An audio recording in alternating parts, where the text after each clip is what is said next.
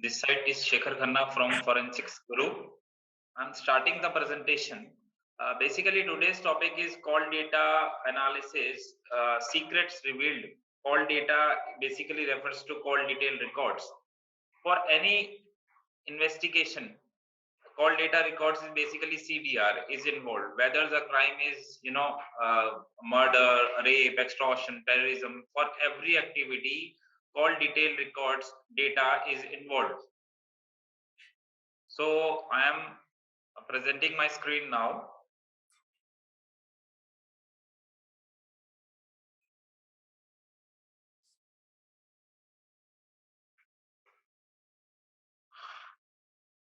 I hope everybody is able to see my screen.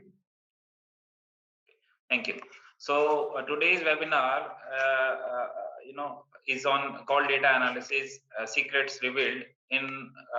This is our third Forensics Friday session after the two successful sessions held on different topics. So today's topic is on call detail records, how a call detail records actually matters in investigation of every crime related to telecom logs, whether the crime is basically murder, rape, extortion, terrorism, or any activity. Okay, so some ground rules during this Forensic Friday session. I would like to, all of you to please follow these rules. Firstly, you need to mute yourself and keep your cameras off. Okay. This is for all the participants. Please mute your mic and make your cameras off.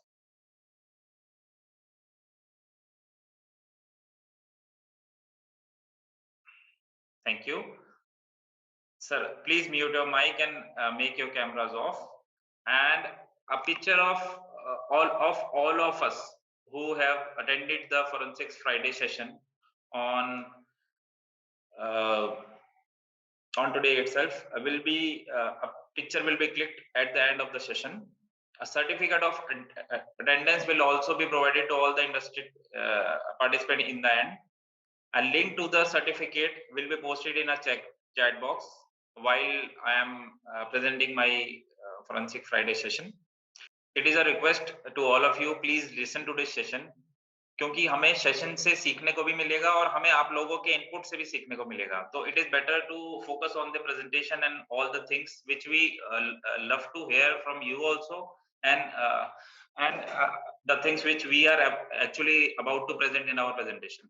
So in the end, basically, we will have a session of questions and answers also. So I'm available, sir is available for any type of questions. If we coincidentally run short of time, we will separately answer every query. We will try to answer every query. Okay.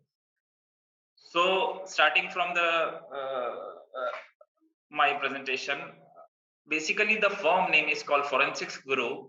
It was founded in 1999 by our CEO, Mr. Samir Dutt.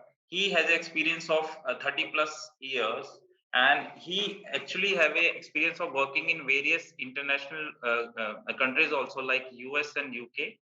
He is a president of Digital Investigation Association, and he is the author of a book called Learning Network Forensics. He is an alumni of NIT Rourkela and IIT Kanpur and IIFT Delhi also. He's a fellow member of Indian Police Foundation. He's a popular TEDx speaker, and he's actually delivering lectures and presented himself as speaker at various places, including NPA Hyderabad, CBI Academy, NICFS Delhi, and many others.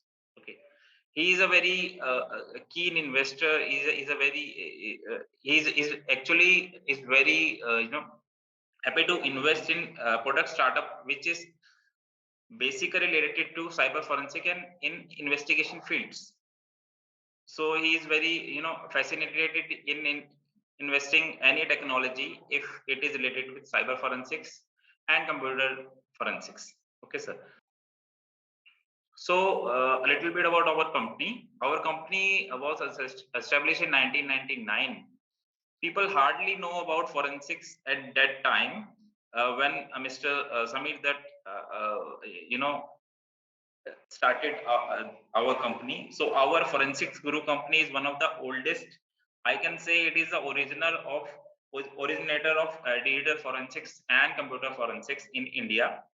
We have our registered office in Delhi and a laboratory in Faridabad where we train police officers, or we provide training to many participants, many law enforcement officers from all around South Asia and India. Okay, so we are ISO 9001 certified and 20001 certified. So from 1999, we are helping the law enforcement or any agencies, whether central or states, regarding the matter which involved the cyber forensics and computer forensics. Okay, so Mr. Narendra Modi is also, a very big supporter of our forensics guru and the product related to digital forensics. So we actually spotted Mr. Narendra Modi at one of our stalls, one of our events related to data forensics. And as you can see, Mr. Rajnath Singh is also fascinated by our forensic products. So there's some more snapshots regarding the same. These were some testimonials and acknowledgements regarding our achievement. We are NASSCOM 50 emerge, organizations, and some trophies and some recommendations also. So we remember we have some actually UNDP projects of Bangladesh regarding training of some digital forensics and computer forensics tools. So this is the appreciation letter which we received from their office, and which actually result in repeated orders for the same product. So we have a clientele of international countries also, from international countries also. This is the basically the appreciation letter from Indian Army regarding some malware, Chinese malware analysis, which we help them in cracking a case. This is also an appreciation letter from Delhi Police regarding a kidnapping of a child, which includes the today's topic, that is called data records. The analysis of that all the call data and the different tower analysis was done by sir himself, and which results in getting that child out of the kidnappers, and we have recovered around 1 crore 38 lakhs from the kidnapping team. So we have our offices, we have our clients from various agencies, from national security, defense, law enforcement, private sector to government also. So every agency like CBI, CBI, NIA, NCB, MHA, IB, and cyber cells are using the software called CDAMS, called Data Analysis Management System, which today I'm trying to demonstrate you if if we have enough time. So we have our clientele from different organizations relating to from private to government. So yes, recently in 2021 we have established 7 data forensics and cyber forensics lab all around India, from Rajasthan to Sikkim. So these were some snapshots of our lab. You can see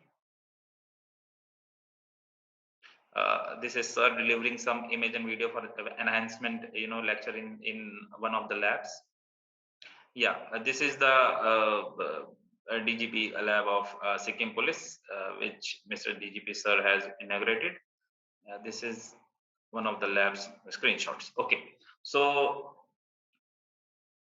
now I'm starting with the demonstration of the software called CDAMs. Firstly, I like to some uh, basics of the telecom logs data, the ground reality of the telecom logs data. So basically, we have an very much number of subscribers. Highlights of the telecom subscriber data on 31st of August 2009. So we have many, millions of users. While it is telecom users, the mobile users, the broadband users, every users in India is increasing day by day. So this is a tally of the same. Now, number of smartphone and mobile phones which are currently using in worldwide, these are in billions. From 2016, you can see the increasing amount of users, like from 2.5 billions to 3.5 billions in just 5 years. Same as for the mobile phones also. So, CDR is basically called detailed records of a mobile number, a SIM card. So mobile phones are increasing as per as the call detail records, the SIM card owners, the SIM card, the number of SIM cards are increasing. So day by day, the investigation of call data records are, becoming a bit more complex. So with the help of softwares, it will some give a ease to the investigation of the IO, the investigation officers. Okay, so these were some telecom logs, the call data records, the tower dumps, the international subscriber dumps, that is called ISD, the gateway CDR, the subscriber data records. These were some tower logs. Basically, CDR is a call detail record of an individual. Tower data records or tower dump records are basically the tower data records of a tower, the cell ID. The tower from which we are getting the signal is called the tower dump records. And the another thing is called IPDR. The IPDR is Internet Protocol Data Records, detailed records. The everything which our mobile phone do with the internet, whether we are opening any application, whether we are doing a payment, whether we are browsing something, whether we are browsing any illegal activity or any legal activity, whether we are receiving a WhatsApp message, is recorded as a log in service provider end. So we can investigate that also. Okay. Now the next thing is international subscriber dialing. If we dial an international number, our call got logged in the tower, and later on we will investigate. I'll show you here also the ISD dump analysis. The next is gateway CDR. Gateway CDR is basically the gateway, gateway CDRs of an international number or any Indian number which was roaming in India or outside the India. Okay. Actually, gateway CDRs involve the involvement of trunks and switches related to gateways. There are four major gateways in India. One is in Jalandhar, one is in Bombay, one is in Delhi, and one is in Kolkata. There are many small gateways also, but these were some four major gateways. Now the next thing is subscriber data record. Subscriber data record is basically the information regarding the SIM of the subscriber. Every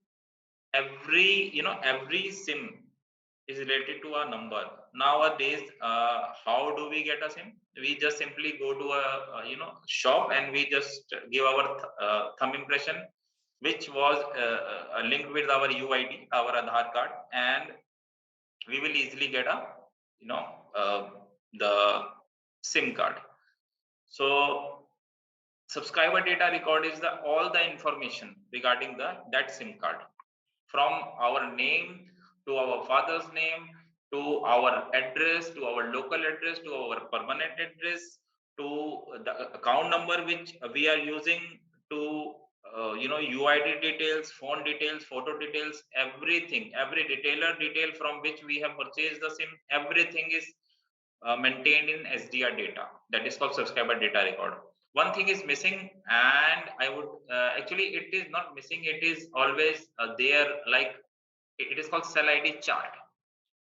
Cell ID chart is basically the information of all the tower, tower records, tower tower numbers. A cell ID is basically providing us the network. You all know that tower cell ID is providing us the network. All the cell IDs of all the service provider like Airtel, Vodafone, Idea, Reliance, BSNL are giving us networks. So all the cell IDs information are stored in cell ID chart for every service provider. So cell ID chart for every service provider is saved and is used in every investigation, like where the target is actually when he was calling to someone. Target उस वक्त कहाँ था जब उसने call करी, target कहाँ था जब उसने कॉल रिसीव करी. तो it is all the things related to any CDR is related to that cell ID chart. Okay, so yeah, this picture actually describes a very informative information, like mobile is using for how many purposes: for internet, for GPS, for cloud sharing, for calling purposes, for receiving, for messaging purposes, for internet activities, for browsing activity. So a small device called mobile phone is using for various and multiple usage all around the world. And the main concern is the investigation which was done by an investigation officer regarding the revealing the suspects from the records. So yeah, cell phones were actually always a common medium of interaction before the incident or post out the incident. But there is always an informative information, a valuable information, which was identified by the investigation team while investigating a CDR record. Okay. When we receive a call, we made a call, we actually connects to a nearest tower. Let me show you one snapshot.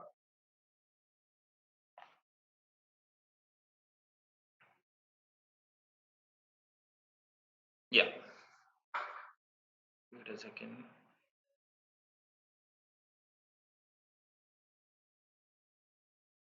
So cell phones are common medium of interactions.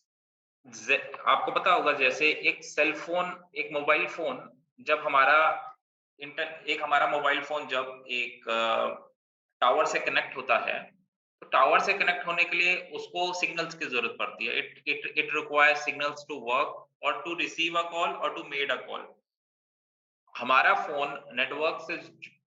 Network को get करता है. Telephone हमारा जो mobile phone है वो network को get करता है सेल टावर से. सो बेसिकली एक सेल टावर जो होता है उस पे मल्टीपल सेल आईडीज होती है, जिसको हम बेसिकली कैटेगराइज करते हैं अल्फा बीटा गामा के हिसाब से. सो वो अपना अपना एरिया कवर करते हैं, जिसको हम एजीमुथ कहते हैं. Okay, then azimuth could be in 90 degrees, 180 degrees, 270 degrees. It is not always कि azimuth 360 degrees ही cover करेगा, because पीछे टावर के पीछे वाली साइड कुछ भी हो सकता है. एक रेगिस्तान भी हो सकता है, एक डेजर्ट भी हो सकता है, एक रिवर भी हो सकती है, या बॉर्डर एरिया का दूसरी कंट्री भी हो सकती है. तो it is all the duty of the service provider कि वो जो हमारे टावर का नेटवर्क है, जो टावर की रेंज है, वो हमेशा फॉरवर्ड रखे, अपने एरिया की पॉपुलेशन के हिसाब से रखे और एरिया जियोग्राफिक एरिया की के हिसाब से रखे. ओके, सो जैसे एक आप देखते होंगे कि अर्बन एरियाज जो होते हैं हमारे, वहां पर टावर्स बहुत सारे होते हैं. There were many towers because उनको बहुत सारे पॉपुलेशन को हैंडल करना होता है. जैसे आपने देखा होगा जब रिलायंस जियो लॉन्च हुआ था, तो रिलायंस जियो थोड़ा थोड़ा शुरू में उसको प्रॉब्लम हुई थी क्योंकि वो नेटवर्क ढंग से प्रोवाइड नहीं कर पा रहा था सभी सब्सक्राइबर्स को. आफ्टर दैट जब उसने बहुत सारे टावर्स को इंस्टॉलेशन करा, बहुत सारे टावर्स को उसने लगाया, उसके बाद किसी को कोई प्रॉब्लम नहीं हुई and people were enjoying using the Jio SIMs like for internet data and for the call purpose also. So हम एक जगह पर अगर हैं और हमें रिसीव हो रहा है नेटवर्क, तो हमें सेल टावर से रिसीव हो रहा है. अगर हम वहां पर कॉल कर पा रहे हैं या कॉल रिसीव कर पा रहे हैं, एसएमएस रिसीव कर पा रहे हैं, एसएमएस कर पा रहे हैं, वो भी हम सिर्फ तभी कि हमें नेटवर्क आ रहे हैं सर्विस प्रोवाइडर से। ओके, तो ये होता है हमारा सेल टावर आईडी। अब एक सीडीआर की इन्वेस्टिगेशन से, from the perspective of investigation of CDR, we can identify many things. Like we can identify the location analysis of the target, we can analyze the associations, कौन कौन से target हैं जो उससे जुड़े हुए हैं हमारे पर्सन ऑफ इंटरेस्ट से, कौन कौन से टारगेट हैं हमारे जो उसकी बिहेवियर एनालिसिस, लाइक कौन उसके बिहेवियर के हिसाब से, क्या वो सारी कॉलें मंडे को करता है, सारी कॉलें फ्राइडे को करता है, पर्टिकुलर टाइम पे करता है, या पर्टिकुलर जगह पे जाकर वो कॉल करता है। So many types of criminal activities can be easily monitored with the help of CDR. It's all of the investigation criteria of the officer कि वो सीडीआर इन्वेस्टिगेट करते हुए क्या क्राइटेरिया फॉलो कर रहा है। Basic criteria is basically location analysis, association analysis, behaviour analysis, and the last is identity analysis कि वो कैसे सस्पेक्ट की सीडीआर में से कोई इंफॉर्मेटिव से चीज निकाल पा रहा है। सो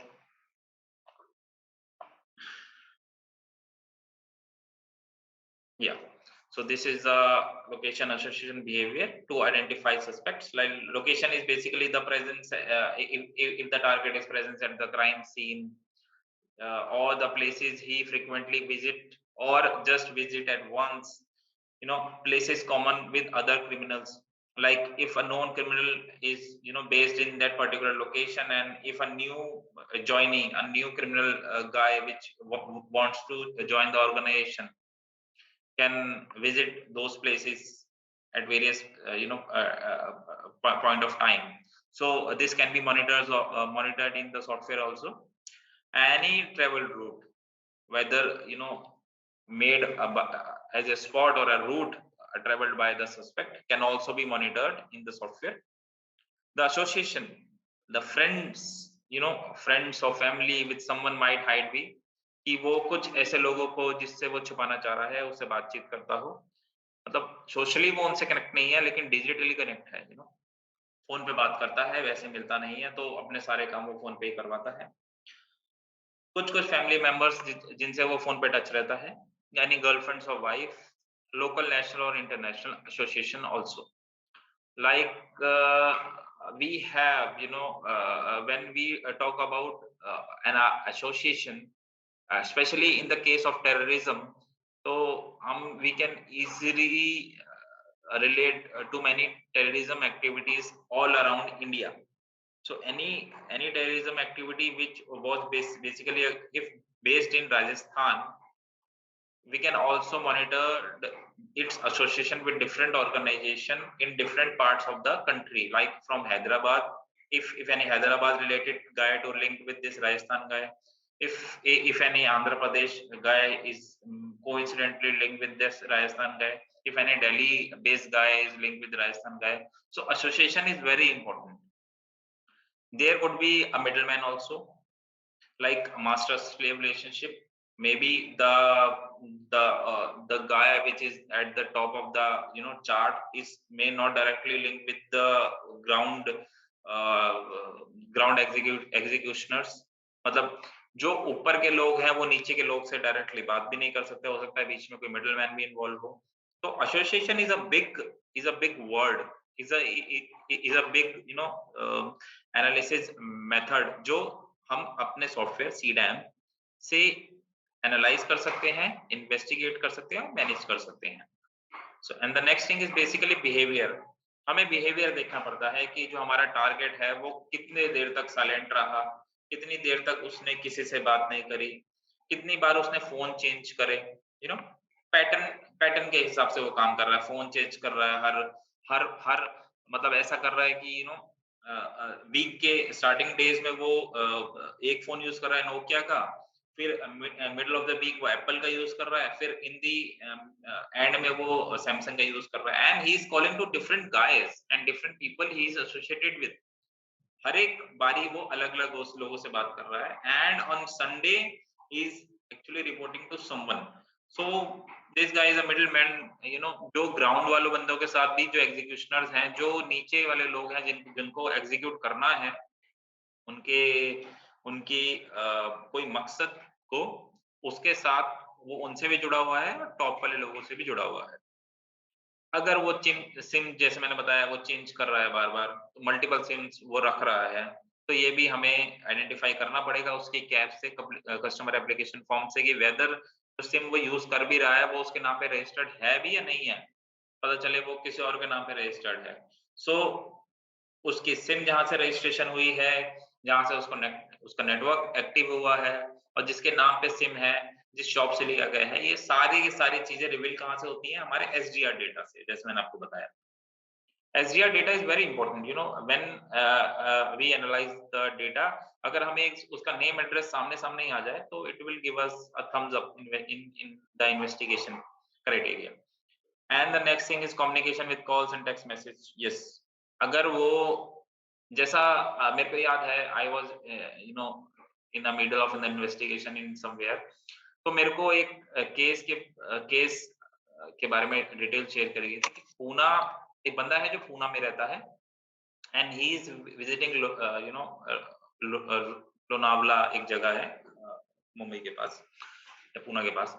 तो वो बेसिकली ट्रेवल कर रहा है, he is receiving the messages only, उसको मैसेज आ रहे हैं, एंड वो कॉल से एक दूसरे बंदे को जवाब दे रहा है। तो it is a call pattern जो हमारे आईओ थे, उन्होंने यू नो फाइंड आउट करा था कि एक तो पहली बात तो पर्सन के पास दो फोन है, एक फोन से सिर्फ वो एसएमएस रिसीव कर रहा है और दूसरे फोन से वो कॉल कर रहा है। तो दूसरे फोन में उन्होंने ये केस को क्रैक डाउन करा था जब उसकी हमें कॉन्फ्रेंस कॉल को आइडेंटिफाई करा गया उसके सीडीआर एनालिसिस के दौरान।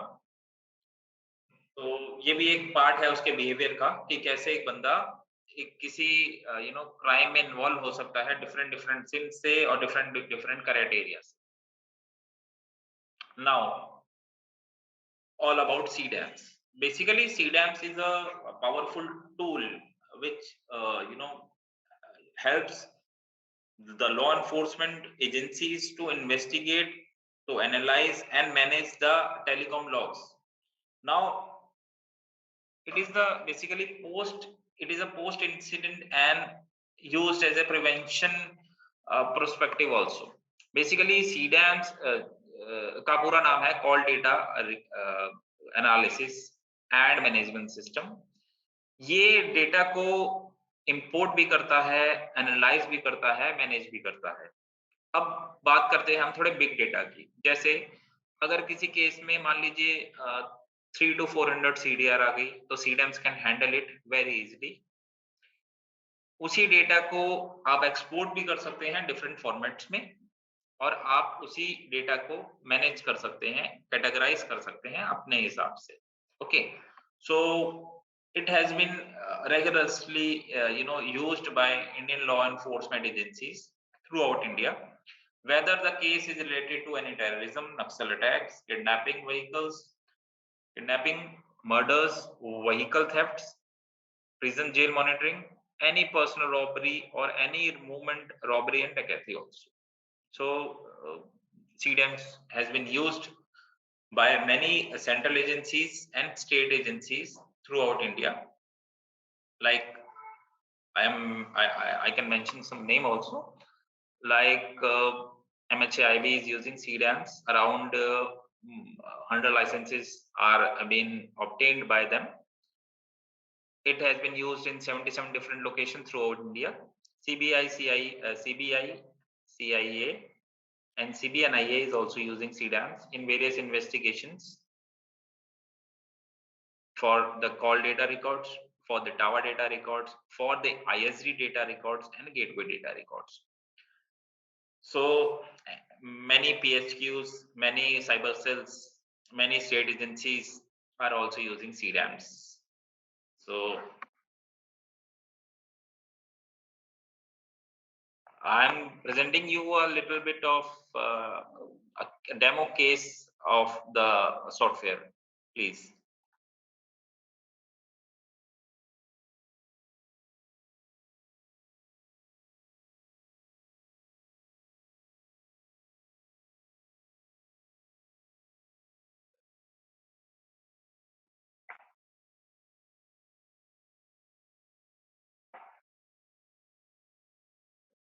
Yeah.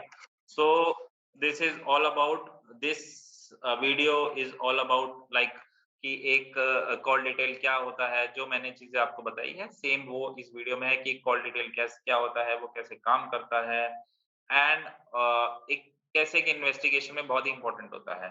तो let me show you some CDRs also before that. Like एक CDR एक कॉल डेटा रिकॉर्ड होता है जो एक टारगेट के बारे में बहुत सारी चीजें बताता है कि वो कॉल कहाँ से स्टार्ट कर रहा है, date and time, all the duration details, its IMEI detail, MC details are mentioned in CDR. यहाँ पर एक चीज देख, अगर मैं आपको बताऊं कि एक मोबाइल फोन एक BTS से कनेक्ट होता है, जैसा मैंने आपको बताया सेल आईडी से, and this BTS is connected to BSC, and this BSC is connected to MSC, where the cell phones are records. CDRs are has been recorded by the service provider. So यही details हमें यहाँ से मंगवाई जाती है. This is a sample of the CDR, like call data records of a number and all the details like call date, time, duration, first cell ID, last cell ID, and call types and IMEI and MC. This CDRs can be seen in different formats. CDR हमें जो आता है वो अलग अलग formats में आता है. कोई XLS में देता है, कोई HTML में देता है, कोई CSV में देता है, कोई TXT में देता है, कोई तो ACCDB में भी दे देता है अगर एक एक साल का CDR मंगवाता है तो CDR can be come up in different formats. these were some challenges of the CDR कि हर एक सर्विस प्रोवाइडर का अपना फॉर्मेट है. डेट के भी डिफरेंट फॉर्मेट्स होते हैं, like date, month, year, month, date, year. Mobile numbers के फॉर्मेट डिफरेंट होते हैं, मल्टीपल सर्विस प्रोवाइडर्स होते हैं, हर एक का अपना फॉर्मेट है. these were some challenges. CDMs can be used at different levels like federal level, state level, and district level also. Now I will start the demonstration of the software. मैं आपको अब software दिखाता हूँ कि software कैसे काम करता है basically. So this is the connection form of the software. The software can be used on a local machine and software can be used on a client server as a client server architecture. So software is basically bounded by a username and a password and a dongle number also.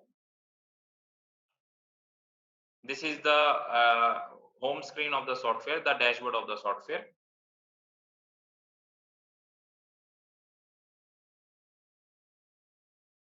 So यहाँ पर आप देख सकते हैं multiple modules हैं, like CDR, TDR, ISD, gateway, forensics, extraction. This is the only tool in India which deals with the forensics extraction data. अब forensic extraction data क्या होता है, कैसे होता है, मैं आपको अभी बताता हूँ. Let me start with the making a case. मैं एक केस बना के आपको स्टार्ट करता हूँ कि जैसे मैंने एक न्यू केस पे क्लिक करा, मैंने यहाँ पर लिख दिया कि murder case at hills and मैंने यहाँ पर एक क्राइम टाइप डाल दिया कि ये एक मर्डर केस है. मैंने बोल दिया कि इसमें CDR भी इन्वॉल्व है और टावर डेटा भी इन्वॉल्व है. मैंने इसको सेव कर दिया. This is the working of the software. मैं आपको बता रहा हूँ कि सॉफ्टवेयर कितने इजी तरीके से काम करता है. सो यहाँ पर मैं जाऊंगा CDR के अंदर, मैं इंपोर्ट करूंगा डेटा को. इंपोर्टिंग में मैं पहले यहाँ से अपना सोर्स लूंगा जहाँ पे मेरा डेटा पड़ा है. CDR के अंदर मैं जाता हूँ, यहाँ पर एयरटेल के अंदर मैं सारी फाइलें सिलेक्ट करूंगा. यहाँ पे मैं बता दूंगा कि ये राजस्थान का है, ये एयरटेल का है, और मैं यहाँ पर इसको मैप करके स्टार्ट कर दूंगा. मैं बोल दूंगा कि इसमें हैश वैल्यू भी डिकोड हो जाए, इसमें सब्सक्राइबर डेटा भी डिकोड हो जाए और सेल आईडी भी डिकोड हो जाए. सॉफ्टवेयर क्या करेगा, एक एक करके सारी फाइलों को इंपोर्ट करेगा एंड उसके साथ इसका सेल आईडी की इंफॉर्मेशन और SDR की इंफॉर्मेशन को डिकोड कर देगा. This all can be done in a अभी ये जैसे मैं आपको दिखा रहा हूँ, ये 14,000 रिकॉर्ड्स है अराउंड। तो 30 सेकंड्स के अंदर आप देख पा रहे होंगे कि ये सारे रिकॉर्ड्स हम इंपोर्ट कर चुके हैं। एंड उसके बाद हम रिपोर्ट्स पे जाएंगे। रिपोर्ट्स पे जाते ही हम इजीली इनका एक रेडीमेड रिपोर्ट ले लेंगे, जिसको मैं सिंगल क्लिक रिपोर्ट कहता हूँ। We can get single click report from the software. Before that I'll show you one thing that कि कुछ रिकॉर्ड्स होते हैं जिनको हम हाइड कर सकते हैं सीडीआर के अंदर, क्योंकि इनका रेलेवेंस टावर में ज्यादा होता है। लाइक दिस, जब हमें बंदे की प्रेजेंस को प्रूफ करना होता है तब हम इनकी जरूरत होती है। सीडीआर में हम इनको हाइड कर सकते हैं।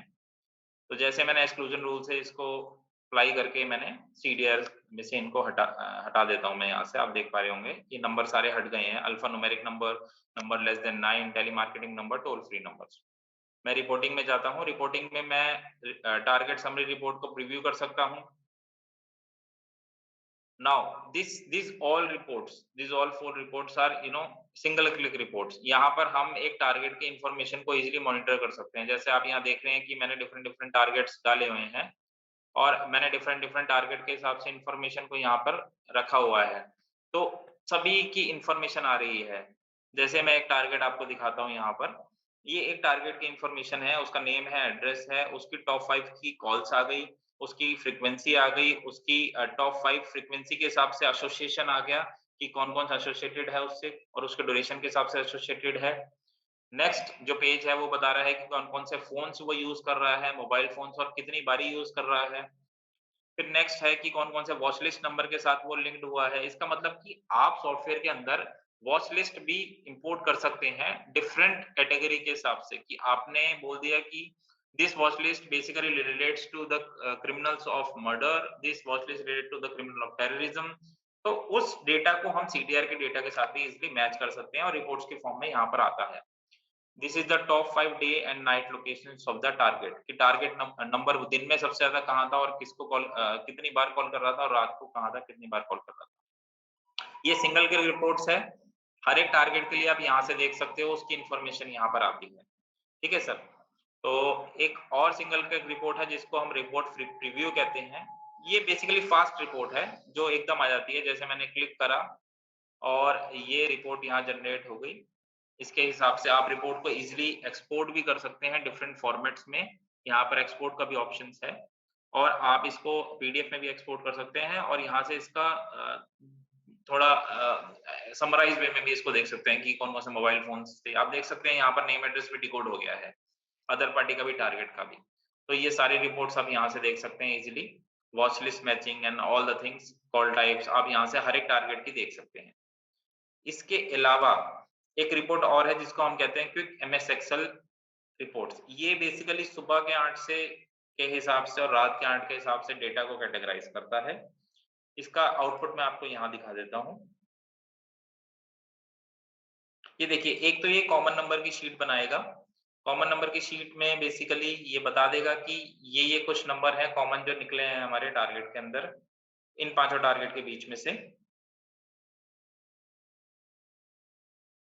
Like this is the common number of between all those 5 number and this is the common IMA between all those 5 numbers. Okay, जो हमने 5 एयरटेल के नंबर इंपोर्ट करे हैं उसमें से। एंड हर एक टारगेट की एक सेपरेट शीट तो ये बनाएगा ही।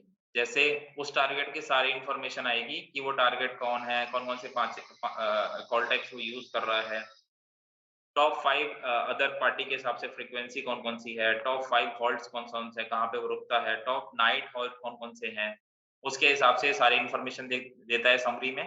फिर फॉर्मेटेड सीडीआर की सारी इंफॉर्मेशन देता है, कौन कौन सी फॉर्मेटेड सीडीआर में, पूरी कंप्लीट फॉर्मेटेड सीडीआर जिसमें सेल आईडी का एड्रेस आता है, अदर पार्टी का नेम एड्रेस आता है और उसका डेट ऑफ एक्टिवेशन आता है हर एक रिकॉर्ड का। अदर पार्टी की फ्रीक्वेंसी की अलग रिपोर्ट बनती है यहाँ पर। उसमें उसका कॉल टाइप के हिसाब से डिस्ट्रीब्यूशन भी होता है कि कौन सी कितनी वो कॉलें कर रहा है, एसएमएस कर रहा है और कॉल रिसीव कर रहा है। इंटरनेशनल फ्रीक्वेंसी की कॉल्स भी हैं इसमें, अदर सर्कल की कॉल्स भी हैं कि अगर वो राजस्थान का बंदा है तो वो अदर स्टेट के कौन कौन से बंदों से बात कर रहा है। आईएमईआई की फ्रीक्वेंसी की कॉल भी है कि कौन से फोन को लेके कौन कौन सी कितनी बारी उसने कब से कब तक वो फोन यूज करा है।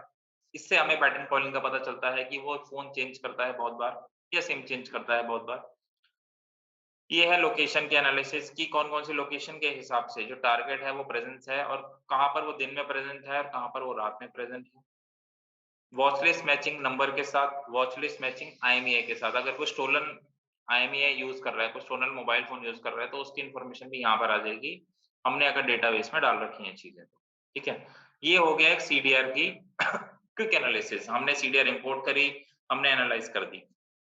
इसके अलावा यहाँ पर आप देख पाएँगे लेफ्ट में 40 टू 45 रिपोर्ट्स हैं ऑलरेडी। जैसे मैं एक आपको एक छोटा-सा विजुअलाइज़ेशन दिखा देता हूँ कि मैंने क्या करा कि मेरे को कॉमन नंबर तो मिल गए। मैं उसको थोड़ा विजुअलाइज़ करना चाहता हूँ, देखना चाहता हूँ कि वो विजुअली कैसे दिखते हैं। तो मैंने इसको विजुअली कर दिया यहाँ पर मैप एक एक एक विजुअलाइज़ तरीके से मैं देखना चाहता हूँ। तो यहाँ पर आप विजुअलाइज़ तरीके से देख सकते हैं कि जो ग्रीन वाले हैं बेसिकली ये हमारे कॉमन नंबर हैं। जो रेड वाले हैं, वो हमारे कॉमन तो हैं ही हैं, लेकिन वो वॉच लिस्ट में भी हैं। तो यहाँ पर आप लेफ्ट में देख पा रहे होंगे कि ये बहुत सारे सिम्बल्स हैं। बेसिकली सॉफ्टवेयर क्या करता है, वो सिम्बल्स के हिसाब से कैटेगराइज़ कर देता है डेटा को ताकि वो ढंग से आइडेंटिफ़ाई हो पाए, जो देख रहा है वो ढंग से उसको समझ पाए। इसमें बहुत सारे लेआउट्स भी हैं, जैसे ऑर्गेनिक लेआउट्स है इसमें। एक सर्कुलर लेआउट है जो पहला आया था और एक है हायरार्किकल लेआउट जो जो एक तरह से आपको बताएगा कि वर्कफ्लो कैसे चल रहा है इन्फॉर्मेशन का एक ऑर्गेनाइजेशन में। तो ये इसके लेआउट्स हैं। ये सारे कॉमन नंबर हैं ग्रीन वाले, रेड वाले भी कॉमन हैं लेकिन वो सस्पेक्ट भी हैं, ठीक है? तो हम एक डेटा को इस तरीके से प्रेज़ेंट भी कर सकते हैं।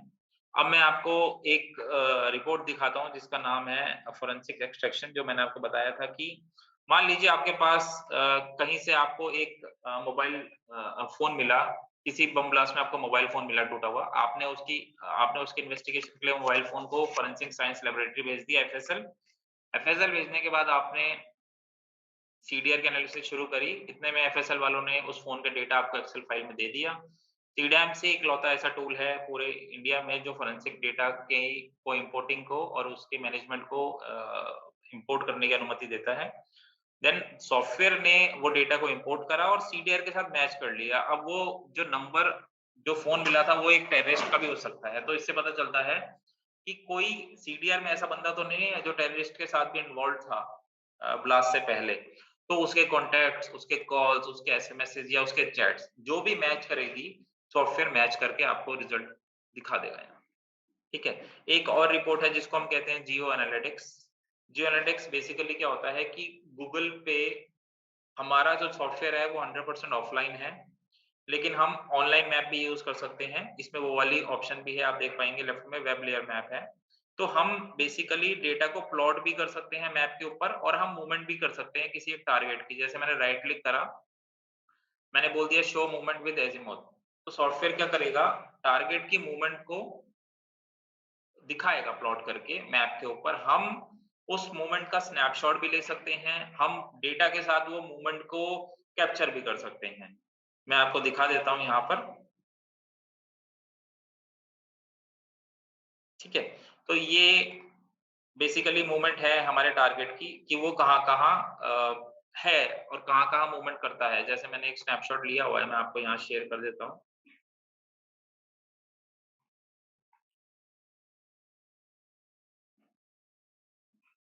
This is the snapshot of the movement of the target कि वो कहाँ-कहाँ था और किस-किस से कौन-कौन सी लोकेशन पे उसने विज़िट करा इसकी इन्फॉर्मेशन। सो एक ये है हमारे टारगेट की जियो पे प्लॉटिंग, ठीक है? अब मैं आपको दिखाता हूँ कि हम मल्टीपल डेटा को भी इज़िली सॉफ्टवेयर के थ्रू हम प्लॉट कर सकते हैं मैप के ऊपर। जैसे मैंने यहाँ पर अगर 3 टारगेट लिए, मैं उनको राइट क्लिक करके प्लॉट कर सकता हूँ मैप पे।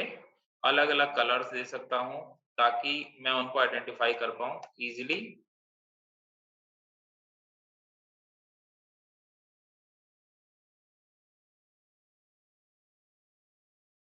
अगर मैं अलग-अलग शेप्स भी दे सकता हूँ वैसे मैं, जैसे मैं इसको स्टार शेप और अलग-अलग शेप दे सकता हूँ। इसका फ़ायदा ये है कि मैं इसमें डिस्टेंस भी निकाल सकता हूँ, सॉफ्टवेयर के अंदर। ये जो आप मैप देख रहे हैं ये 100% ऑफ़लाइन है।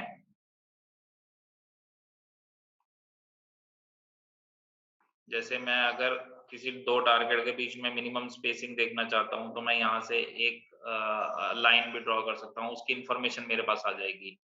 एक मैं सर्कल के हिसाब से भी इन्फॉर्मेशन गेट कर सकता हूँ कि अगर मेरे को कितने सर्कल में कौन-कौन सी स्लाइडें आ रही हैं, उसको गेट करना है। So this all is the part of CDR analysis. और CDR के अंदर हम एक चीज कर सकते हैं जिसको हम कहते हैं new number analysis. New number analysis is basically one thing कि अगर हमारा सस्पेक्ट से कोई इंसिडेंट हो गया, मर्डर हो गया या उससे किसी का गलती से एक्सीडेंट हो गया, उसने घबरा कर अपना फोन और सिम उसने दोनों ही ब्रेक कर दिया, like he accidentally hit a guy and उसने अपना फोन और सिम ब्रेक कर दिया एंड वो भाग गया वहां से और फोन और सिम भी ले गया। तो हम कैसे पकड़ेंगे? बेसिकली हम टावर के एनालिसिस से शुरू करेंगे एंड टावर के एनालिसिस में आपको दिखा देता हूँ इसमें। एक सेकंड आप प्लीज होल्ड करिए। टावर की एनालिसिस भी ऐसे ही होती है कि टावर में हम 3 जगह का टावर को लेते हैं और 3 जगह के टावर में हम जैसे मान लीजिए एग्जांपल देता हूँ मैं आपको, अगर कोई पेट्रोल पंप पे चोरी हुई है, थोड़ा मैं केस को स्विच कर रहा हूँ, जैसे पेट्रोल पंप पे चोरी हुई है, मेरे को देखना है कि कौन-कौन से कॉमन नंबर वहाँ पे इन्वॉल्व्ड हैं। तो मैं तीनों जगह के टावर डम्प्स को अपने सॉफ्टवेयर के अंदर डालूँगा, अलग-अलग लोकेशन सॉरी अलग-अलग लोकेशन के, और मैं कॉमनैलिटी देख लूँगा सिंपली। तो मैं कॉमन नंबर पे जाऊँगा, मैं सीधा देख लूँगा कि कौन-कौन से ऐसे नंबर हैं जो कॉमन हो सकते हैं तीनों में।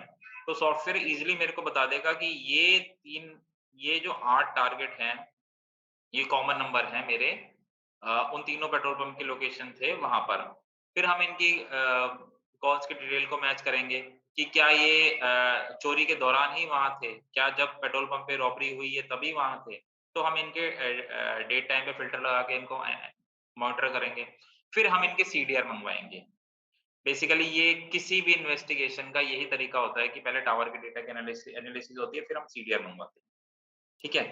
तो ये हमारा टावर का पार्ट था और मैं आपको सीडीआर के पार्ट में एक चीज़ बता रहा था कि जैसे हमने 5 टारगेट को इम्पोर्ट करा, 5 टारगेट में से हमें एक टारगेट पे शक हुआ, तो हमने उसकी सीडीआर को मँगवाया गया। हमने उसके सीडीआर में से ये निकालना है कि क्या ये उस समय प्रेज़ेंट था जब क्राइम हुआ? तो वो तो बंदा कह देगा कि मेरा तो फ़ोन चोरी हो गया था। मैंने अपना फ़ोन, चाहे वो उसने खुद ही तोड़ दिया हो फ़ोन और सिम, लेकिन वो तो यही बोलेगा कि मेरा तो फ़ोन चोरी हो गया था। देखिए मैंने कंप्लेंट लिखवाई हुई है पुलिस के पास। तो हम क्या करेंगे, हम ये देखेंगे जब क्राइम हुआ है पर्टिकुलरली उस डेट पे हम एक फ़िल्टर लगाएँगे कि ऐसे कौन से नंबर्स हैं जिनके साथ वो सबसे ज़्यादा एसोसिएटेड है वो बंदा। तो हमें पता चलता है कि वो अपनी वाइफ़ से सबसे ज़्यादा बात करता है, अपने बॉस से सबसे ज़्यादा बात करता है, अपने ड्राइवर से सबसे ज़्यादा बात करता है, अपने फादर से सबसे ज़्यादा बात करता है और अपनी मदर सबसे ज़्यादा बात करता है। तो हमने उस उन पाँचों के सीडीआर को म उन पाँचों की सीडीआर मँगवाई और हमने उन पाँचों के सीडीआर को मँगवा के उनकी एनालिसिस स्टार्ट करी। हमने उनकी एनालिसिस स्टार्ट करी और हमने देखा कि जब हमारा इंसिडेंट हुआ है 15 तारीख को, 15 तारीख को उस बंदे से किसी का एक्सीडेंट हो गया गलती से। तो 15 तारीख के बाद ऐसे कौन से नंबर हैं जो इन पाँचों की सीडीआर में, उसके मदर की, उसकी वाइफ की, उसके फादर की, उसके ड्राइवर की, उसके बॉस की सीडीआर में कॉमन आए हैं। तो हम उन उससे पहले के नंबर को नल कर देंगे और बाद के नंबर को हम मॉनिटर करेंगे। तो बाद के जैसे ये 3 नंबर हैं, ये बीच वाला नंबर तो हम इग्नोर करेंगे। तो ये 3 नंबर हैं, ये जैसे ये नंबर है, ये 3 लोगों में कॉमन है। उसके बॉस में, उसकी वाइफ में और उसके फादर में। तो ये हो सकता है कि उसका नया नंबर हो जो उसने क्राइम करने के बाद लिया हो। तो न्यू नंबर एनालिसिस रिपोर्ट ये बताती है। सीडीआर की जो रिपोर्ट्स हैं, वो सारे के सारे क्राइम्स के हिसाब से बनाई गई हैं कि क्राइम्स तो बहुत सारे टाइप्स का हो सकता है, रेप का, एक्सटॉर्शन का, मर्डर का, डकैती का, टेररिज्म का, नक्सल का। तो ज़रूरी नहीं है कि हर एक केस में आपके पास ये सारे रिपोर्ट्स काम आएँ, लेकिन ये सारे रिपोर्ट्स आपकी एनालिसिस को आसान बनाएँगी और ये इसमें प्री डिफाइंड रिपोर्ट्स है जो ईज़ी तरीके से आप यूज़ कर सकते हैं। ओके, एक और चीज़, ये एक कंप्लीट सीडीआर का पार्ट है। जैसे मैंने आपको दिखाया कि कैसे हम ईज़ी तरीके से सॉफ्टवेयर में डेटा इंपोर्ट कर सकते हैं, रिपोर्ट्स देख सकते हैं, जो कि डिफरेंट डिफरेंट फॉर्मेट्स में हम सेव भी कर सकते हैं। एक और चीज़ है, जैसे मैं यहाँ से अगर कुछ सर्च करना चाहूँ, मेरे पास अगर एसडीआर का डेटाबेस है ऑल ओवर मेरी स्टेट का, तो मैं अगर कुछ सर्च करना चाहता हूँ कि मेरे को एक ये बंदा है, जिनका नाम है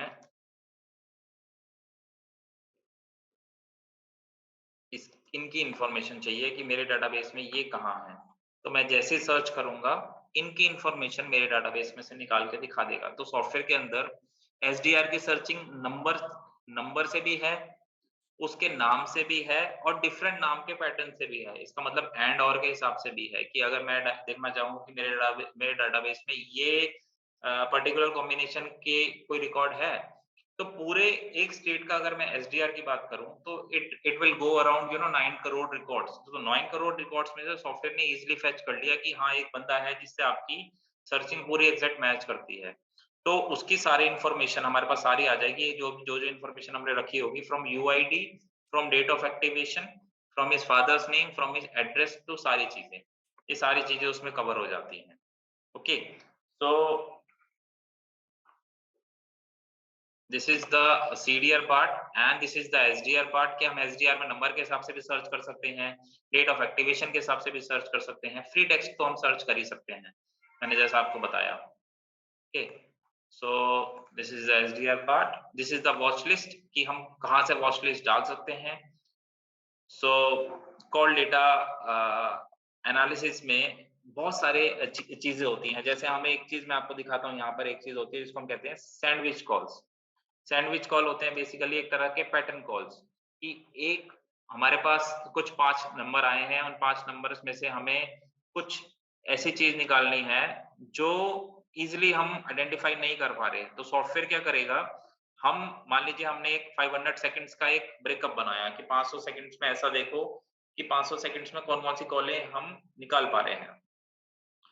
उसमें हम पैटर्न कॉलिंग निकाल पाएंगे, जिसमें हमें पता चलेगा कि first pair of call and last pair of call are same, it mean in between them there are multiple calls.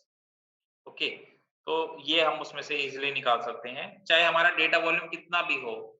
इससे फर्क नहीं पड़ता कि हमारे पास 200 सीडीआर हैं, 300 हैं, 400 हैं, 500 हैं। एक केस में सॉफ्टवेयर एक ही तरीके से काम करता है कि वो उसमें से पैटर्न कॉलिंग निकाल देगा। जैसे आप यहाँ देख पाएंगे कि फर्स्ट पेयर और last pair of calls are same. उसके बीच में चाहे वो उसको दोबारा बात करे, लेकिन आप देख रहे हैं यहाँ पर 3-4 लोगों से बात करी गई है उसके बीच में। जैसा सैंडविच होता है ये है कि इसमें एसएमएस भी बहुत बड़ा रोल प्ले करते हैं। जैसे मैं अगर किसी से बात कर रहा हूँ, इन बिटवीन देम मेरे पास किसी का मैसेज आ गया कि प्लान को ऐसे एग्जीक्यूट करना है, the plan can be executed in this way. तो मेरे को थर्ड पर्सन से मैसेज आया है और मैंने जिससे मैं बात कर रहा हूँ उसको मैंने फोन पे ही बता दिया कि यस, कि ऐसे प्लान को एग्जीक्यूट करा जाएगा। तो sandwich calls, conference call, all these calls can be easily for all these call we can easily get the reports from the data itself. Okay, so call detail के regarding में हम और क्या-क्या चीजें निकाल सकते हैं, हम उसकी लोकेशन के हिसाब से एनालिसिस निकाल सकते हैं, उसके बिहेवियर के हिसाब से। अगर मैं जैसे आपको एक चीज दिखाऊं, यहाँ पर है,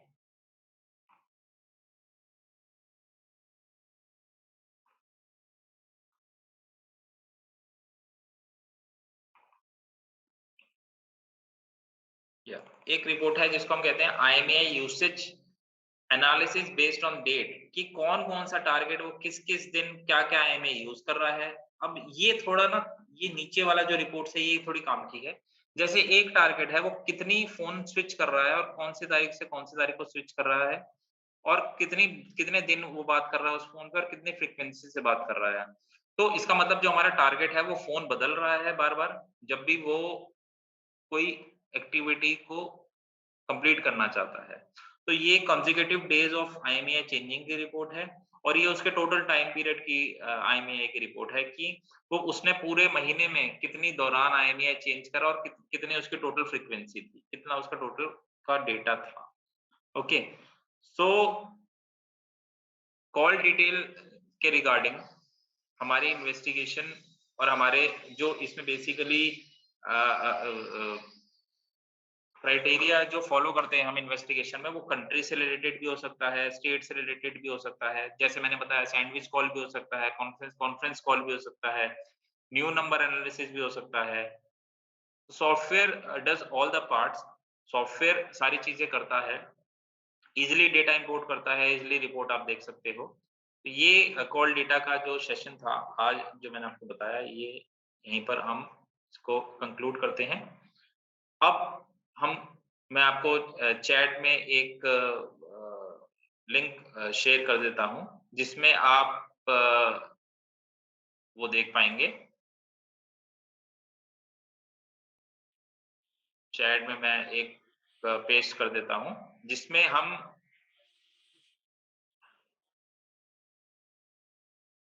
आपसे रिक्वेस्ट करेंगे कि आप वो फॉर्म को फिल करिए, ताकि wait a second please. See, basically क्या हुआ है कि we have given you in the limited time we have a big overview of what are some of the things that are possible using CDR analysis. क्योंकि CDR analysis normal CDR analysis तो है ही, but उसके अलावा you can actually go a lot deeper.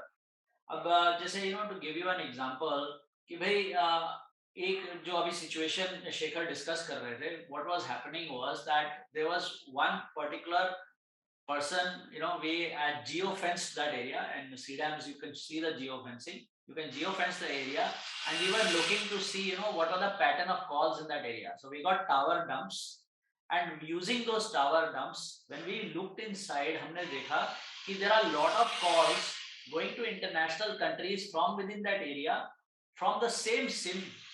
But when we analyzed that SIM, we found that same SIM was actually being used with different handsets, because IMEI number was changing, but the SIM number was remaining same, and it was in that geo fenced area. तो हमने कहा कि भाई ये जो SIM है, ये इतने मल्टीपल फोन्स यूज कर रहा है, तो may be it is a shop, कोई दुकान है जो रिपेयर करती है, तो वो सिम से ट्राई कर रहा है, but then we said that the calls are going internationally, so this is strange. So what happened was that one constable was sent to that area to check what is going on. When he went there, he came back and he said, "Sir, ये तो jail area है. This is a prison." And then we realized that what was happening was that a prisoner who is inside the jail, he is not allowed to keep a phone or a SIM. What he does is that he keeps the SIM safely, and he is paying the home guard 50 rupees, and he is making calls using their phones. So when we were doing this pattern analysis, this immediately showed up as that IMEI numbers keep changing and the SIM is being inserted. So what happens is that the information that is there can be extracted. Now what happens? We were talking about locations, we were talking about associations, we were talking about identity, we were talking about behavior. Now, a lot of times the CAF submitted by the suspect is a fake CAF. Nobody wants to put a real CAF. वो कुछ और information देगा, किसी fake identity, किसी और का identity देगा, किसी और का आधार देगा, and things like that. And people want to sell SIMs, they will sell the SIMs, and that is over and done with. But what happens is that suppose you want to locate that person, it is not easy to locate a person.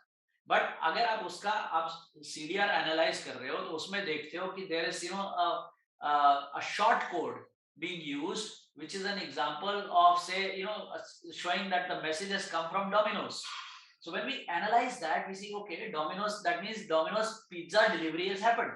So we approach Domino's and we say, look, please see this number, and on the basis of this number, tell us where the delivery was made. When the delivery is identified location, then you know the location of the person. Similarly, in some cases, it has been found that we found that there was some IRCTC messages coming in, SMSs. So when you're getting an IRCTC message, there is an additional information of, say, financial information linked to it, because somebody has made an online payment for booking something using IRCTC. And then also in that, there is some additional information related to an email ID which you can get from IRCTC, which is all linked to that same number. So when we are getting into analysis and हम depth में जा रहे हैं, तो हमारे को इतनी information मिलती है जो नॉर्मली हम लोग नहीं देखते. हम लोग ये देखते हैं कि भाई कौन किससे बात कर रहा है, कितनी देर बात कर रहा है, रात को कहाँ रहता है, दिन को कहाँ जाता है. जो वो हमारी 5 सेकंड समरी रिपोर्ट है, वो तो इमीडिएटली उसमें कवर हो जाता है. लेकिन अगर आपने इन डेप्थ एनालिसिस करना है, तो then you need to get into more detail. And when, if your case is not solved with your 5-second report, about 80% of the cases are already solved with the 5-second report. But if you have more in-depth requirement to do a deep dive, then what you need to do is you need to get into using the different facilities. अब क्या है, जैसे ये exclusion rules भी हैं, ये शेखर ने काफी जल्दी से हटा दिया, लेकिन इसमें आप देखेंगे फीचर, ये काफी सारे आपके ऐसे नंबर्स होते हैं जो आपकी इसमें आ जाते हैं सीडीआर में, जो which are confusing. You want to just identify association analysis, then you do not want to get all the one to one type numbers and things like that. So this allows you to quickly filter them out and make it easy. You can narrow it out and move forward. So these are some of the things that are possible. If you have questions, please raise your hand. आपके reactions में एक option है to raise your hand, आप उसको click करें and we will unmute you and then you can ask your questions.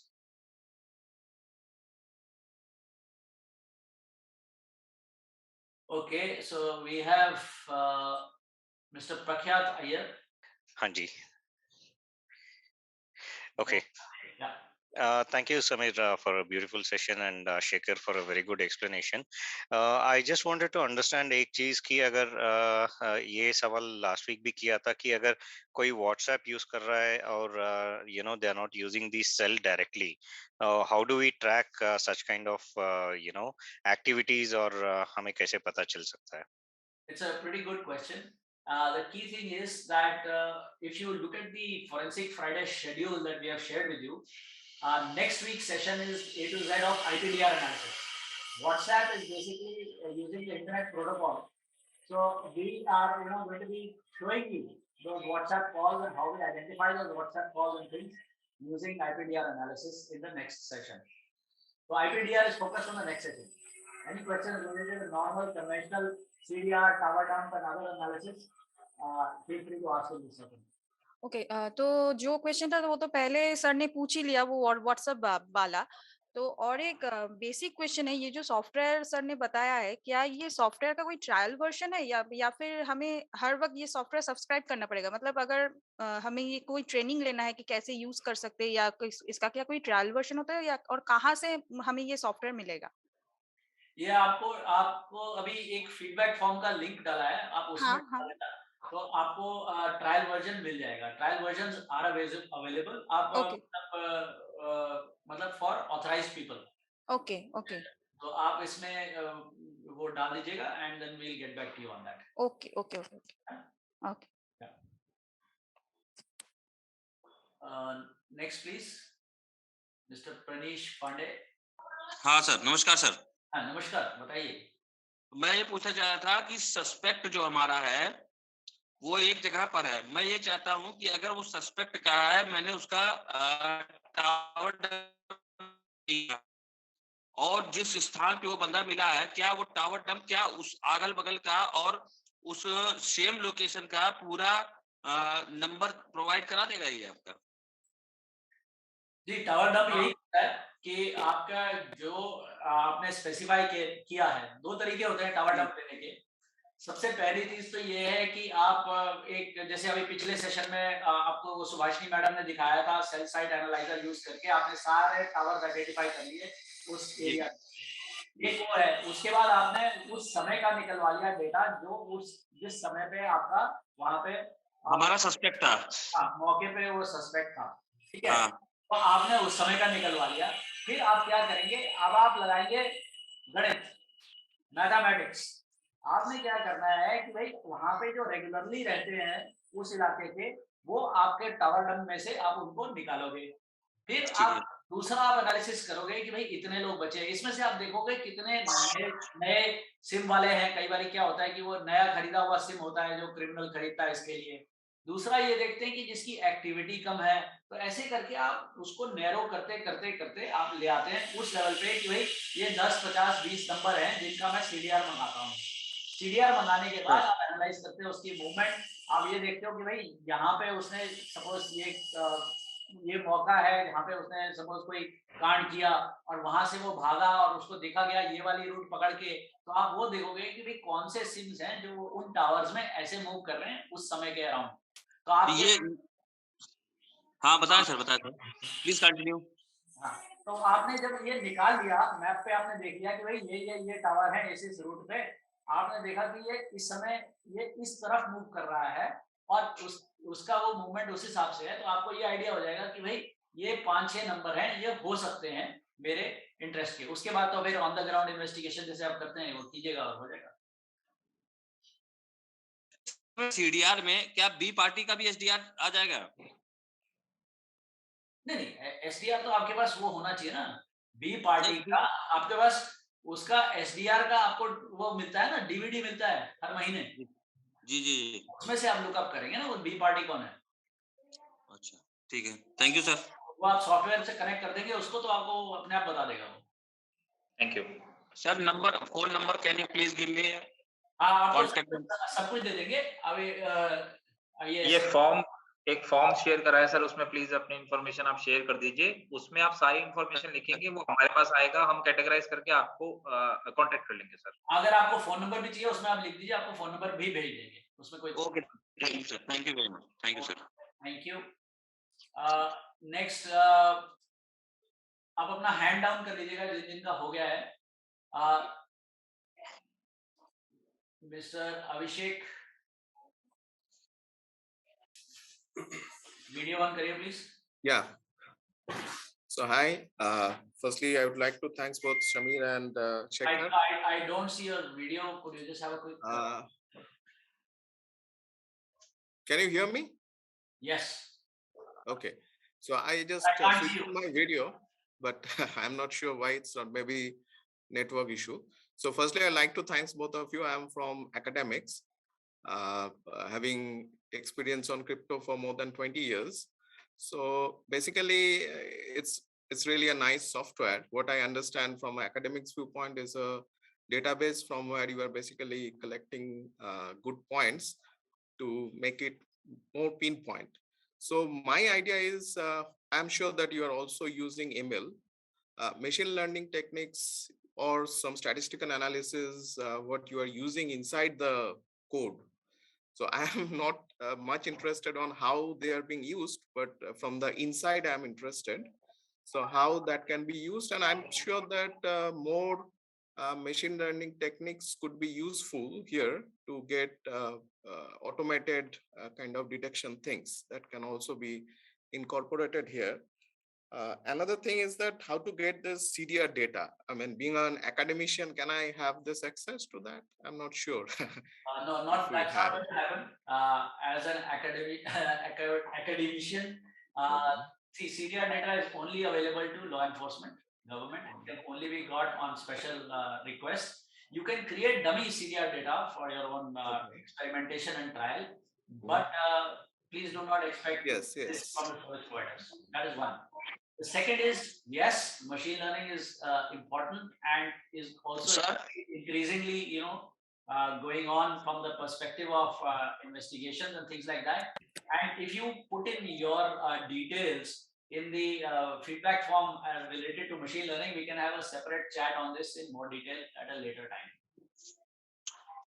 Okay. And Sir, another one, hello? though I don't have much expertise on it, in movies, usually we see that some of the kind of phones where IPs are being changed very frequently. So if that kind of phones are being used, then how to track the location and all? So, I mean, those are, things to discuss. If the IP is being changed a lot, we know that, there's, IP changing proxy being used or something. So that gives us an indication that this person is probably a suspect. But the IP is coming through a tower. So when it is coming through a tower, that gives us an indication that since it is coming through a tower, that tower location we will look at, not the IP location. So again, that is important, right? Okay. So, Yeah, thank you. thank you, Mr. Bhushan Gode. I will just request you to unmute. Yes sir. हाँ जी Bhushan ji. Hello sir, मेरा नाम भूषण है। तो मेरा question था कि जैसे हम सिम कार्ड क्लोन कर लेते हैं और अगर दोनों भी सिम यूज में है, क्लोन भी और जो ओरिजिनल है वो भी, तो उस केस में हम क्या सीडीआर से फाइंड कर सकते हैं कि मतलब क्लोन सिम कौन सी है, ओरिजिनल सिम कौन सी लोकेशन पे है? क्योंकि लोकेशन तो डिफरेंट आएंगे जब यूज हो रहा होगा तब। उस केस में हम कैसे करेंगे? बेसिक कॉन्सेप्ट आप समझिए। अगर आपके पास ऑलरेडी इंफॉर्मेशन है कि वो सिम जो है, आप ना क्या होता है कि CDR जो पहले मंगाया जाता है वो सबसे पहले मंगाया जाता है on the basis of your mobile number, ठीक है। दूसरा जो है, अगर आप मोबाइल नंबर का रिक्वेस्ट डालते हैं सर्विस प्रोवाइडर को, आपने suppose you put in a request to service provider से Vodafone, Airtel and also to yes mister, इसी के बारे में बोलना है कुछ? No no. अच्छा, तो 2 मिनट रुकिए, we'll call you just 2 minutes, yeah, everybody we will spend time with, don't worry. तो उसमें क्या है कि आपने जब सर्विस प्रोवाइडर को रिक्वेस्ट दिया तो व्हाट इज हैपनिंग इज, तो सर्विस प्रोवाइडर आपका पूरा नेटवर्क में दिखेगा कि कहाँ पे उसका है।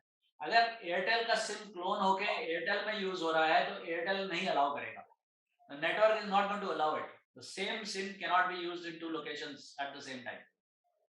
Earlier it was possible, पुराने टाइम में होता था, nowadays the technology is it does not permit it anymore, so that is okay, not going to happen. Assuming अब जैसे phones भी होता है, phones में भी IMEI can be cloned and also done like that, assuming that it is working on a different network, that's when, I mean different SIM, same phone IMEI is on a different network, तो चल सकता है। Like suppose Vodafone है एक और Airtel दूसरा है, तो it can work, but if you put in a request you will get that information, and then that means that you will get two phones with the same with different SIMs but the same IMEI number. Now उसके बाद आपका on the ground investigation है कि आप उसका cash मंगाओगे, the application customer application form will come, you will look at the document he provided, the ID document, you will verify is it genuine or not, and on that basis you will be able to identify the person, right?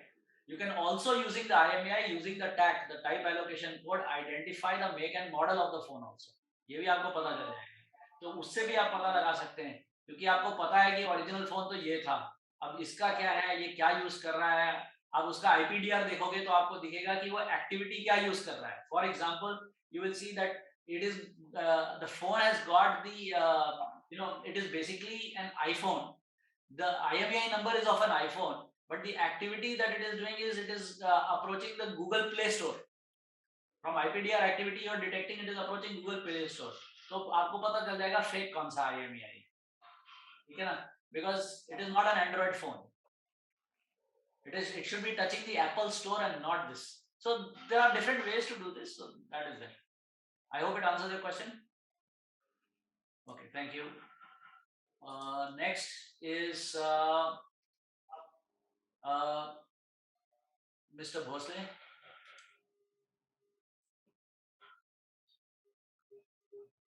Thank you for the wonderful analytics with the help of tools. So according to me, sir, I have a bit of experience with CDR analysis. I think we people using .xls file as an input to the same software, and we are extracting as per the needs and doing the all analysis. But I have a bit of curiosity. According to the government norms, only the concerned mobile number we are getting from the government side, only government to government that business is always doing. But so far as research point of view, I belongs to academic background now. Earlier, I worked with so many confidential assignments. I'll not reveal it on the public platform. But for my curiosity, may I know the dump files data formats? It is in XLS or any other platforms? See, normally what happens, dump files are very big. So you will get it in multiple formats. It could be comma separated, it could be tab separated, it could even be pipe separated, Unix dumps. Delimiters. Yeah, so those kind of delimiters will be there. It can be huge text files. Excel does not hold the kind of data that you get. We get crores and crores and crores of data. True. Right? Okay. Thank you. Thank you, sir. Thank you a lot. Mr. Ramadu, please unmute. नमस्कार sir. नमस्कार जी। बहुत अच्छे लगे sir आपका, जितने भी मैं CPL बहुत 2-4 सॉफ्टवेयर यूज करता हूँ, उसमें आपका ये एडिशनली जो फॉरेंसिक एक्सट्रैक्शन का बहुत अच्छा लगा, बहुत काम की, फ्यूचर में काम आएगा। और भी मैं इसमें ये पूछना चाहता हूँ, अगर मोबाइल फोन बीच में स्विच ऑफ कर देते कोई टारगेट पर्टिकुलर टाइम में और डिफरेंट ऑफ टाइम में, जैसे 1-2 घंटे का डिफरेंट हो जाता है कई बार, जब कोई SMS लाइन हो तो हम सर्च करना पड़ता है, वैसे आपका सॉफ्टवेयर रिफ्लेक्ट करेगा इस पीरियड में स्विच ऑफ करता है टारगेट। आपको ये दिखा देगा कि एक्टिविटी नहीं है उस टाइम पे। एक्टिविटी ऑटोमेटिक सीडीआर में अगर कोई एसएमएस लैंड नहीं है, हाँ, कुछ नहीं है, तो फिर ऑटोमेटिक हम तो वही सोचेंगे स्विच ऑफ है। हाँ, लेकिन आपका सॉफ्टवेयर पर्टिकुलर इस पीरियड, इस कॉलम में, इस पीरियड में, इस टाइम में स्विच ऑफ रहता है, कर शो करती है। शेखर इनएक्टिव बेसिकली आप कह रहे हैं कि इनएक्टिव पीरियड बेसिकली सॉफ्टवेयर क्या करता है, सॉफ्टवेयर आपको ना आर के हिसाब से दिखाता है कि आर के हिसाब से कि 24 घंटे में से कितने घंटे फोन एक्टिव रहा, मतलब कितने घंटे उसने कॉल्स रिसीव करी, एसएमएस रिसीव करी, एसएमएस आउट करा, एसएमएस नहीं करा। दिखाता है, ये तो शो करती है। मेरा क्वेश्चन ये है, कुछ पर्टिकुलर टाइम में 2 घंटे जैसे कुछ सस्पेक्ट जगह जाना, वो टारगेट स्विच ऑफ करके चले जाता है, उसके बाद ऑन कर लेते हैं। लेकिन हमें कैसे पता लग गया जो वो एक टाइम रेगुलर टाइम में विजिट नहीं करे, डिफरेंट टाइम में विजिट करेगा, स्विच ऑफ करेगा 1-2 घंटे की, तो हम कैसे आइडेंटिफाई कर सकते हैं इस लोकेशन में स्विच ऑफ करता है? इसमें एक फीचर है जिसको बार ग्राफ हम कहते हैं, वो बाय आवर दिखा देगा। तो अभी क्या है कि आप जैसे पूरा डे का अगर आप करते हैं मैपिंग, तो 24 आवर्स में आपको दिखाएगा कि भाई ये 6 आवर्स में ये स्विच ऑफ था या ऑफ था, या कोई कम्युनिकेशन नहीं हुआ, कोई मैसेज नहीं आया, कुछ नहीं हुआ, ये था पीरियड। तो it will tell you this, मतलब से 3 से 6 बजे तक शाम को ऑफ था। और आप ये किसी भी दिन, किसी भी month, starting from year level, मतलब पूरे साल से स्टार्ट करके आप ड्रिल डाउन कर सकते हैं। तो मतलब जैसे आपने ईयर लिया, आपने 2021 या 2020 लिया, 20 में आपको मंथ्स आ जाएंगे। कभी कभी क्या होता है, वो फॉरेन गया हुआ है तो उसका वो एक मंथ ही पूरा स्विच ऑफ है, तो वो आपको इमीडिएटली मंथ का बता देगा, नहीं तो वीक बता देगा, नहीं तो डे बता देगा। आप आवर बेसिस पे भी जा सकते हैं। ओके, और एयरप्लेन मोड में भी है तो कुछ पता लग गया, तो एयरप्लेन में मोड में रख दिया, कोई एक्टिविटीज नहीं है, ऑपरेटरों का कुछ आइडेंटिफाई नहीं कर सकते एयरप्लेन में। वो आप आईपीडीआर नेटवर्क में आप आइडेंटिफाई कर सकते हैं कि कोई आईपी एक्टिविटी नहीं है। ओके, वो उससे तो आप कंफर्म है कि वो स्विच ऑफ है, क्योंकि आईपी एक्टिविटी तो बैकग्राउंड में भी चलती है, क्योंकि आप मैन्युअली कर भी रहे हैं या नहीं भी कर रहे हैं, और बैकग्राउंड में तो कम्युनिकेशन उसका फोन का चलता रहता है। एसडीआर की जो डेटाबेस है, एसडीआर डेटाबेस आपके सॉफ्टवेयर में कितना तक, 1 टीबी 2 टीबी तक भी अपलोड कर सकते हैं? इजीली सर्वर चाहिए, लैपटॉप में चल जाएगा। देखिए जो एमएचए है ना, वो पूरे इंडिया का रखता है, तो आप लगा लीजिए कितने टीवी है। एग्जाम्पल मैं 5-6 स्टेट रखना चाहता हूँ मेरे लैपटॉप और मेरा डेस्कटॉप में, सर अभी तो कितना हार्ड डिस्क आपके लैपटॉप में इतना जगह नहीं होगा। अगर आपका लैपटॉप हमारे पास 5 टीवी, हमारे पास एक सेकंड सर, हमारे पास ऐसे क्लाइंट्स भी हैं जो एमएचए मान लीजिए सेंट्रल है, लेकिन स्टेट एजेंसीज भी ऐसी हैं जो सॉफ्टवेयर सीडीएम्स यूज कर रही हैं, जो 5-6 जगह का एसडीआर इजीली रखती हैं। उनके पास उसके लिए एक सर्वर है। लैपटॉप्स की क्या है, कैपेसिटी इतनी नहीं होती क्योंकि उसका इनपुट आउटपुट रेशियो इतना नहीं रहता जितना सॉफ्टवेयर कम्युनिकेट कर पाए इंटरनल कंपोनेंट से। तो इसके लिए हम आपको रिकमेंड करते हैं कि डेटाबेस को आप रखिए तो ऐसे एक तरह के सर्वर पे रखिए ताकि उसका इनपुट आउटपुट रेशियो सही रहे, जिससे आप जल्दी डेटा डाल सके और रिपोर्ट को एक्सट्रैक्ट कर सके। लेकिन कई बार जैसे दिल्ली जैसे देखिएगा तो उसमें 1 टीबी से कम ही रहता है। आप देख लीजिए एसडीआर का डेटा ज्यादा नहीं होता। जैसे एनालाइज में टावर डंप में जो है ना, बी पार्टी में से टावर डंप में एसडीआर, बी पार्टी का एसडीआर भी और ये पार्टी एसडीआर में मैच करने में बहुत आसान हेल्प रहता है एनालाइज में। तो ऐसे छोटे-छोटे अगर करना चाहे तो भी अगर अपलोड करके हटा के फिर देख लो, जो जिस टारगेट का हम फॉलो कर उस स्टेट का ही कर सकते हैं ना इजीली। तो उसमें कर सकते हैं, मतलब स्टक नहीं होगा, स्लो नहीं होगा। हाँ इजीली। ये तो स्मॉल अमाउंट ऑफ डेटा में कभी प्रॉब्लम नहीं है। अगर आपके लैपटॉप में 1 टीबी स्पेस है तो आप 1 टीबी लोड कर सकते हैं। ये है कि अगर लैपटॉप फास्ट है, अच्छा प्रोसेसर है, अच्छा रैम है, तो आपका परफॉर्मेंस फास्ट होगा। सर अभी मेरे पास C5 में प्रीवियसली यूज कर रहा था, मेरा ये 1 टीबी का लैपटॉप है और 16 जीबी रैम है, तो वो 300 या ज्यादा नहीं, वो 300 जीबी से ज्यादा नहीं ले, अच्छा। वो स्टक हो जाता है, बहुत स्लो हो जाता है। तो मैं इसलिए पूछ रहा, अगर इसमें अगर 800 जीबी तक भी अपलोड करे डेटा पे एसडीआर।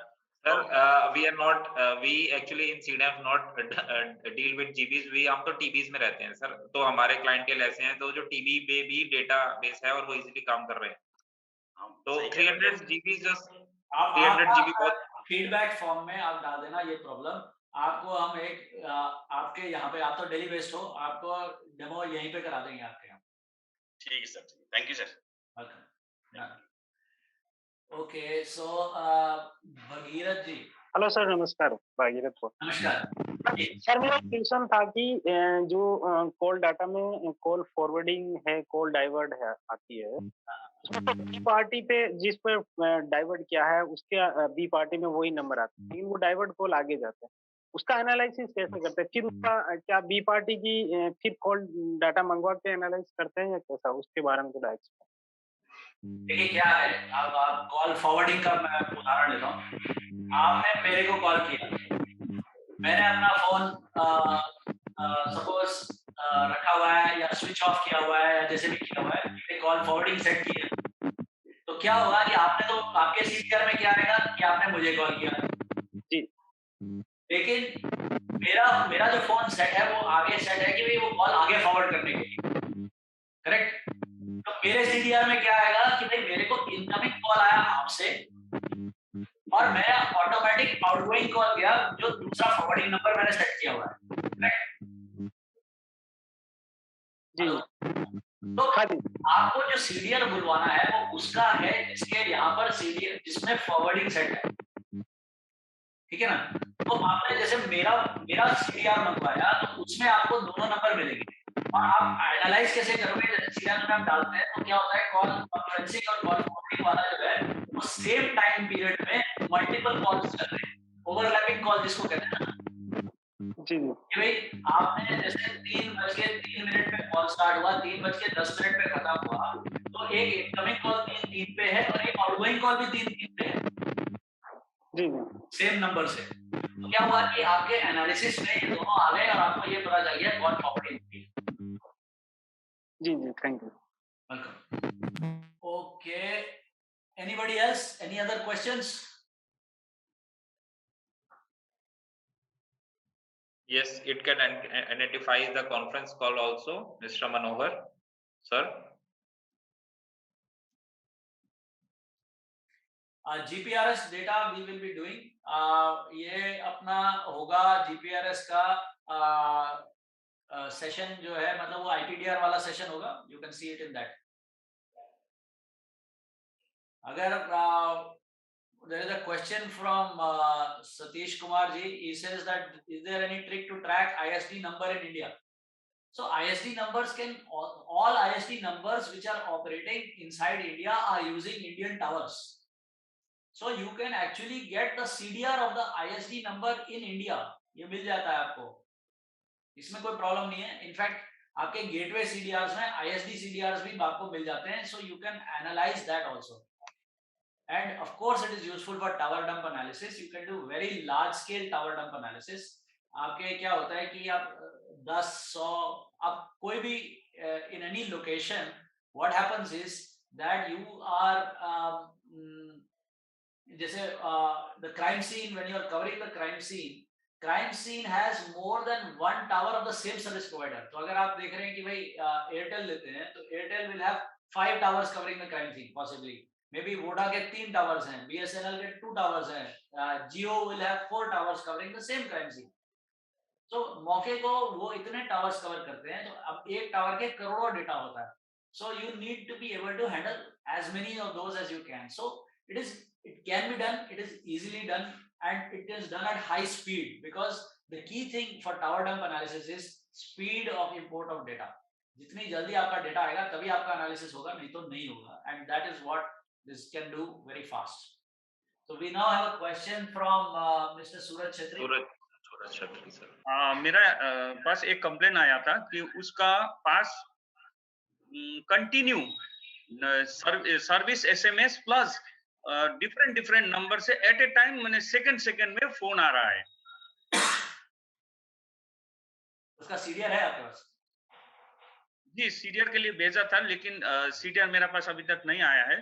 तो सर्विस SMS भी आपका 2-3 सेकंड बात आ रहा है, मतलब उसका फोन इतना इंगेज हो रहा है, वो सुबह से एटलीस्ट 4-5 घंटा ऐसे ही चल रहा है। क्या होता है कि ऑटोमेटेड मैसेज सिस्टम होता है, जो आप मतलब इंटरनेट को यूज करके आप मास मैसेज भेज सकते हो। आप पहले एक बार CDR मंगाओ और हमारे को कांटेक्ट करो, हम आपका कर देंगे ये सॉल्व। ये क्या वो एसएमएस बॉम्बिंग जो होता है वो उससे किया? बिल्कुल, बिल्कुल। SMS bomber yes sir. और ये तब इसमें एक साथ इसमें व्हाट्सएप का मैसेज भी आ रहा है। वो भी ऑटोमेट होता है। वो इसमें बेसिक सीडीआर से हमको सीडीआर से आपको व्हाट्सएप का मैसेज नहीं मिलेगा, बट आप आईपीडीआर भी मंगाइए, सीडीआर भी मंगाइए और आईपीडीआर भी मंगाइए, ठीक है? अच्छा, ठीक है। कहाँ से जनरेट हुआ है वो मिल जाएगा? शायद देखने के बाद बताएंगे। Okay, thank you. Okay, we have another question from Mr. Manoj Kumar. Manoj ji, आप प्लीज अपना वीडियो ऑन करिए। सर जय हिंद। जय हिंद। जय हिंद सर। जी मैं ये निवेदन कर रहा हूँ कि अगर अपन को फॉरवर्ड कॉल और जो कॉन्फ्रेंस कॉल होते हैं उनकी आइडेंटिफाई कैसे करें कि ये कॉन्फ्रेंस कॉल हुआ है? हाँ जी, अभी यही समझाया था। देखिए क्या होता है कि कॉन्फ्रेंस कॉल जो है अगर दो व्यक्तियों के बीच में हो रही है तो वो उसमें दोनों के साथ एक ही समय पर हो रही है, करेक्ट जी। तो हम क्या करते हैं, जब सीडीआर में आप सबको टाइमलाइन के हिसाब से जब डाटा डालते हैं तो आप ये देखते हैं कि call start and call and जो है वो उनकी अगर एक मतलब सेम टाइम पीरियड के अंदर है तो वो एक ही नंबर पे वो दो कॉलें चल रही है ना। कॉन्फ्रेंस कॉल का तो यही मतलब हुआ जी। तो आपने सिंपल वो देखा तो आपको उससे सीधा पता चल जाएगा कि देखिए ये कॉन्फ्रेंस कॉल चल रही है। जी। और दूसरा मैं ये निवेदन कर रहा हूँ सर, जैसे अपन व्हाट्सएप कॉलिंग होती है तो आईपीडीआर मंगाते हैं अपन। जी जी जी। तो आईपीडीआर से अपन को ये क्लियर हो सकता है कि ये व्हाट्सएप कॉलिंग हुई है? हाँ, ये क्लियर हो सकता है। और ये आप अगले फ्राइडे जरूर ज्वाइन कीजिएगा, वो आईपीडीआर पे सेशन है और जी, उसमें आपको मतलब क्लैरिटी मिल जाएगी कि भाई कैसे पता चलता है कि व्हाट्सएप कॉल हो रही है कि नहीं हो रही है। जी मैंने टारगेट नंबर की सीडीआर मंगाई तो अपने उस सीडीआर में फॉरवर्ड कॉल का कोई ऑप्शन आता है, आएगा क्या कैसे फॉरवर्ड कॉल हुई है? कुछ सर्विस प्रोवाइडर देते हैं, सीएफ करके लिखा आता है या उसका कॉल टाइप आएगा, उसका कॉल टाइप आएगा बेसिकली कॉल फॉरवर्ड सर, तो उससे आपको आइडेंटिफाई हो जाएगा कि कॉल फॉरवर्ड हुई पड़ी है। यानी कॉल टाइप में आ जाएगा सर? कॉल टाइप में। ओके ओके सर, धन्यवाद सर। Thank you. हाँ जी प्रणीश जी। सर मैं ये पूछना चाह रहा था, सर ये ऐप के थ्रू इंटरनेशनल कॉल की बात कर रहा सर। हाँ बताइए। ये ऐप के थ्रू जो इंटरनेशनल कॉल आते हैं वो सीडीआर हम निकालते हैं, उसको कैसे आइडेंटिफाई करेंगे कि किस ऐप से लिया गया है, किससे लिया गया है?